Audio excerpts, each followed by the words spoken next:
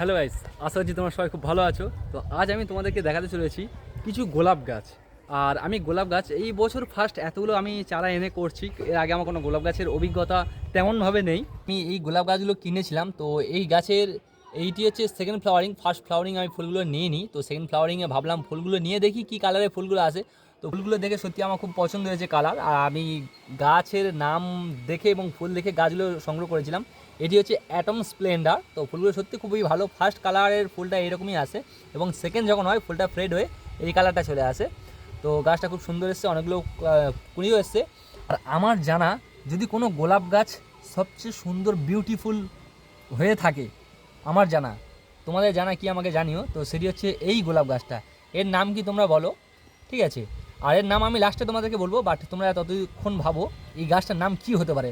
এটুকু বলতে পারি বাজারে খুব ট্রেন্ডিংয়ে চলছে এবং এটি যত রকমের গোলাপ আছে সবচেয়ে শ্রেষ্ঠ বিউটিফুলের দিক থেকে। আর এই যে গাছটা, এই গাছের নাম আমি তোমাদেরকে বলে দিই। গাছটা তোমরা ফুল দেখে হয়তো অনেকে চিনতে পেরে যাচ্ছ, যারা গোলাপ প্রেমী তারা তো সবই জানবে। আর যারা নর্মাল তো তাদেরকে আমি বলে দিই, এই গাছটা হচ্ছে ডাবল ডিলাইট, যেটি হচ্ছে গোলাপের মধ্যে সেন্টের রাজা। এই ফুলটাকেই বলা হয়, এর নাম হচ্ছে ডবল ডিলাইট। তো এইগুলি সব গোলাপ গাছগুলি আমি এবছরই কালেক্ট করেছি। এবছরই ফার্স্ট আমি গোলাপ গাছের চারা এতগুলো কিনে আমি করছি। আর এটি হচ্ছে আবরাকা ডাবরা, যার ফুল বর্তমানে শুকিয়ে গেছে।